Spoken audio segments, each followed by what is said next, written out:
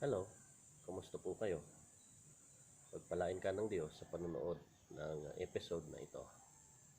Pag-usapan natin ang patungkol sa tunay na kagamitan ng krus. Ang tunay na kagamitan ng krus.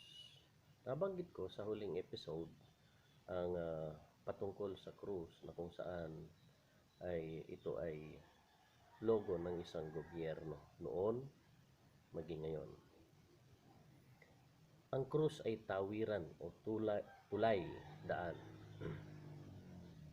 Objective nito, malaman ang totoong kagamitan ng krus para sa pagtatama ng isipan, pananaw. Tingnan natin ang bilang 21, talatang 6 hanggang 8. Dahil dito, sila'y pinadalhan ni Yahweh ng makamandag na ahas at sino mang matuka nito namamatay. 7. Kaya lumapit sila kay Moises. Sinabi nila, nagkasala kami kay Yahweh at sa iyo. Idalangin mo sa kanyang paalisin ang mga ahas na ito. Dumalangin nga si Moises at ganito ang sagot sa kanya ni Yahweh. Gumawa ka ng isang ahas na tanso. Ilagay mo yon sa dulo ng isang tikin at sino mang natuklaw na tumingin doon ay hindi mamamatay. Ito yung paunang pagsasabi at pagsasagawa, paghahanda para sa darating na pagliligtas o pagtubos sa sangkatauhan, na kung saan ang ahas na tanso ay nilagay sa dulo ng isang tikin ng isang pole at ito ay tinayo. Ibig sabihin nakabitin yung tansong ahas at ang sino mang tumingin doon ay hindi mamamatay kahit natuklaw ng ahas. Pag-usapan natin ngayon ang tunay na kagamitan ng krus. 3 katanungan ang sasagutin natin. Una, anong gobyerno ang gumagamit ng krus sa pagparusa? Walang iba kundi ang gobyernong Roma ang gumagamit ng krus bilang parusa sa mga kriminal. Anong patunay? Ang lugar ng Golgota. Sa Hebreo, ito ay lugar ng Golgota. Ang kahulugan ng Golgota ay dako ng bungo. Ibig sabihin, dako ng bungo dahil doon pinapatay ang lahat ng sa inaakala ng Roma na kriminal at kumakalaban sa kanila. Then, yung dalawang kriminal din kasama ni Jesus nung siya ay ipinako sa kaliwa at sa kanan niya.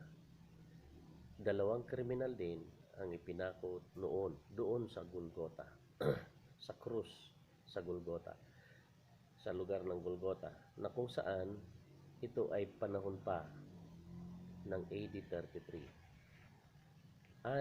AD 33 o AD ay nangangahulugang Anno Domini, na ang kahulugan ay in the year of our Lord, nung panahon na nagkatawang tao ang Diyos sa pangalang Jesus.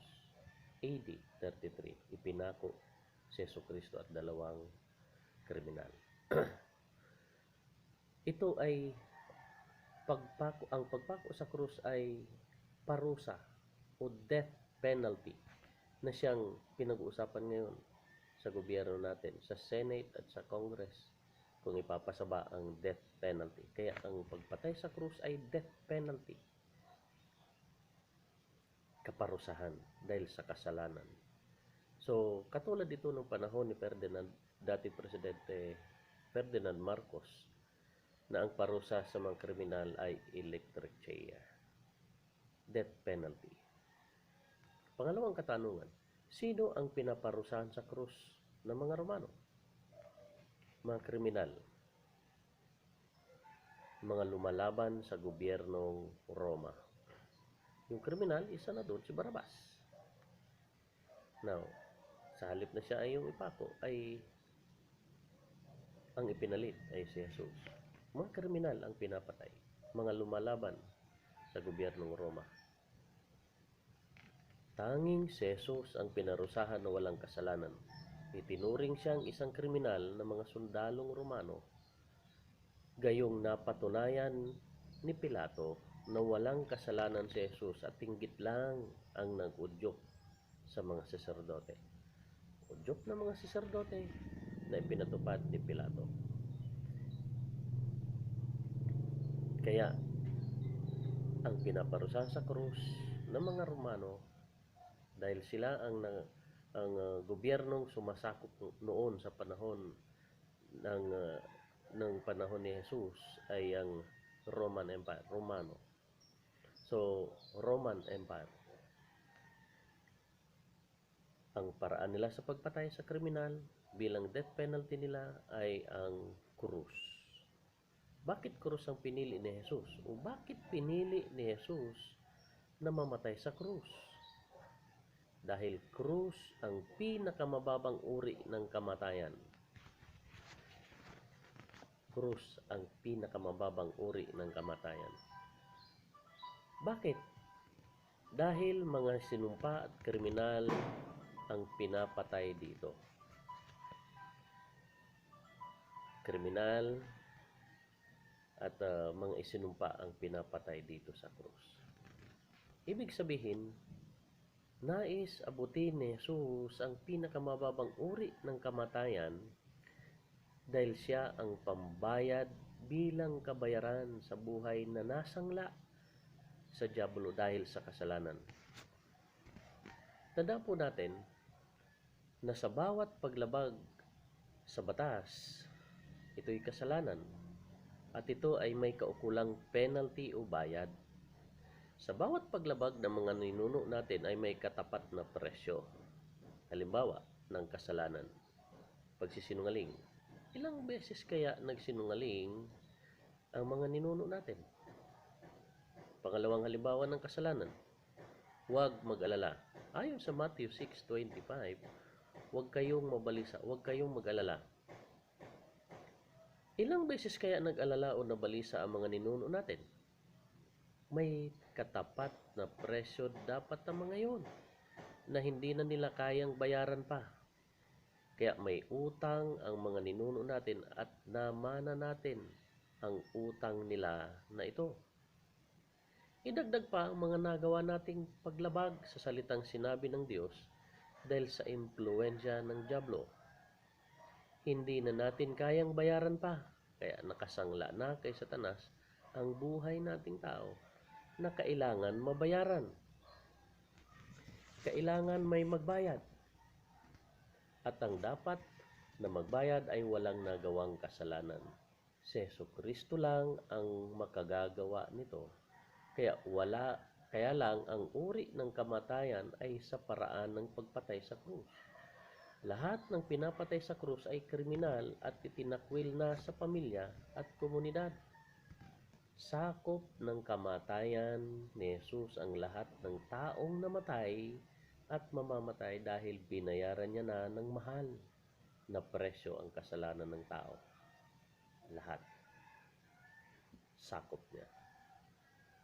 Namatay si Jesus sa pagitan ng langit at lupa. Kaya naikabit niya ang lupa sa langit. Nasa pagitan siya, nakatayo ang krus at siya ay nakabitin sa krus sa pagitan ng langit at lupa. Ang krus ngayon ay tawiran mula sa kasalukuyang sitwasyon patungo sa bagong lugar. Bago dahil kakaiba o baliktad sa dating sitwasyon. Mula sa kasalanan patungo sa buhay, mula sa kahirapan tungo sa kasaganaan, mula sa sakit tungo sa kagalingan, mula sa kapangmangan tungo sa kaalaman. Pinili ni Jesus ang krus dahil nais kanyang itawid mula sa dati mong kinasadlakan, miserableng buhay, patungo sa buhay na ganap at kasiyasiya na inalok niya sa Juan 10, talatang 10. Buhay na ganap at kasiyasiya. Pagkatapos mong tumawid, wala ka na sa sumpa at wala na rin ang unang krus dahil naitawid ka na. Subalit may bagong krus kang kailangang tawirin mula sa pangit na ugali tungo sa magandang ugali. Ito ang dahilan kaya sinabi ni Jesus sa mga nais sumunod sa Kanya ay na dapat pasanin ang krus. Kung nais sumunod sa Kanya, kailangang pasanin ang krus araw-araw. Matthew 9:37.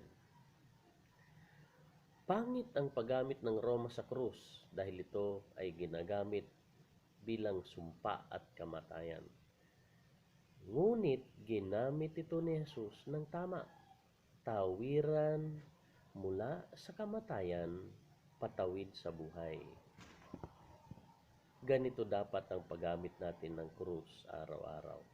Namatay si Jesus sa krus dahil yon ang intensyon ng Roma. Ang patayin ang inaakala nilang kriminal. Subalit ginamit ni Jesus ang krus upang magamit ito ng tama. Tawiran. Nung inalis si Jesus sa krus ng madaling araw at pinilibing ay nagpapakita na tapos na ang kamatayan sa krus, kundi simula na ng pagtawid patungo sa buhay.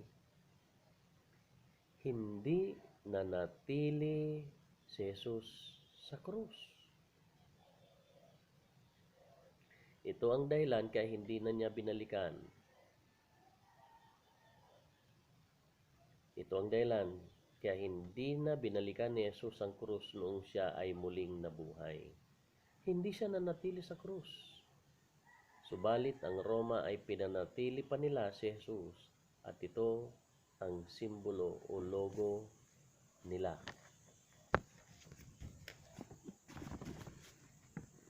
Gamit na ng Roma ang krus noon pang AD 33. Panahong ipinako si Jesus hanggang ngayon. Ang tanong, tama na ba ang gamit ng Roma sa krus? Mali pa rin. Sa logo nila, sa simbolo nila, nakapako pa rin si Jesus hanggang ngayon. Sinasabi nila na nasa sumpa, kamatayan pa rin ang tao. Ang patunay nito ay anong simbolo ang makikita sa sementeryo?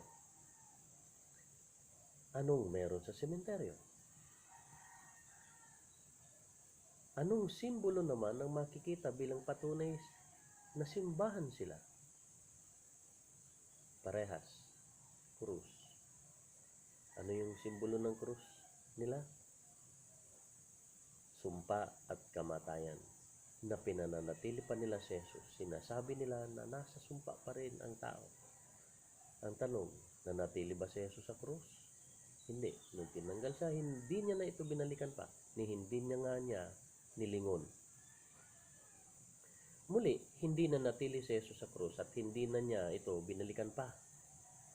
Ang bilin niya ay alalahanin ang ginawa niya sa krus sa pamamagitan ng komunyon. Communion ay mula sa dalawang salita. Common union, pakikiisa. Hindi isadula, isagawa ulit dahil tapos na o bayad na. Tetelestai. Tetelestai na ang sinabi ni Jesus. Ayon sa unang Korinto 11 o 11 talatang 23 hanggang 26. Ito ang aral na tinanggap ko sa Panginoon at ibinibigay ko naman sa inyo. Ang Panginoong Hesus noong gabing isa'y pagkanulo ay dumampot ng tinapay. Nagpasalamat at pinagpira-piraso ito at sinabi, ito ang aking katawan na inihahandog para sa inyo. Gawin ninyo ito bilang pag-aalaala sa akin. Gayon din naman, matapos maghapunan na hinawakan niya ang saro at sinabi, ang sarong ito ang bagong tipan na pinagtitibay ng aking dugo. Tuwing iinumin ninyo ito, gawin ninyo bilang pag-aalaala sa akin. Sapagkat tuwing kakain kayo ng tinapay na ito at iinom sa sarong ito, ay ipinahayag ninyo ang kamatayan ng Panginoon hanggang sa muling pagparito niya. Ang tamang paggamit ngayon ng krus ay tawiran. Tawiran mo o tawirin mo ang krus mo araw-araw patungo sa pag-unlad ng pag-ahari ni Jesus sa iyong personal na buhay. Ito ang tunay na kagamitan ng krus. Buhay hindi kamatayan. Pagpalain ka ng Diyos.